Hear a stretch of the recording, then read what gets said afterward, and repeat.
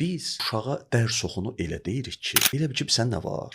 Nə var bunu eləməyə? Get elə. Əsas mənim işimdir. Bu ev işləri ya da çöl işləri falan. Əsas çətin işlər bunlardır. Sən nə var dərs oxumağa? Deyəndə Uşağın əzmini də alçaltmış odlanır oluruq. belə ki, bu mən Əziyyətini gedirəm bir zülm görməməzlikdən çəkməyə. gəlirik. Bu deyir ki, sən nə var ki, sən var bir dənə işin var da dərs oxu. Mən deyirəm ki, gəlin yer dəyişək görək. Gedib 2 gün onun yaşadığı həyatı yaşaya bilərsən. Bu düzgün deyil axı, xeyr. İşləyən insanlar kefdədir. Mən qarışıq. Kefdəyik. Hər gün gedirəm bax, görüşlər, seanslar, yazılar, oxuyuram. Yəni belə ləzzət eləyir həyat. Amma mənim uşağım məktəbdə gedir hansısa sözləri eşidir. Belə də, yəni nə bilək hansı müəllimdir, nədir, müəllim də öz yaraları ilə, travmaları ilə ortadadır onsuz da. Bəli. Direktor müavini var, məktəb mühiti var. Nə bilim, o qədər sözlər eşidir ki, axşam da gəlir biraz məndən eşidir. Kim daha yaxşı həyat yaşayır? Kimin üçün daha asandır görəsən?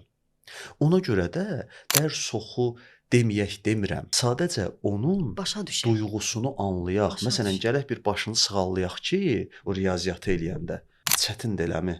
Bezirsən deyə inanın o qayıdıb bizə təsəlli verər ki, yəni narahat olma da eləyəcəm. Biz deyirik ki, sən nə edirsən, sən nə işləmirsən? Əsas mən iş görürəm. Xeyr.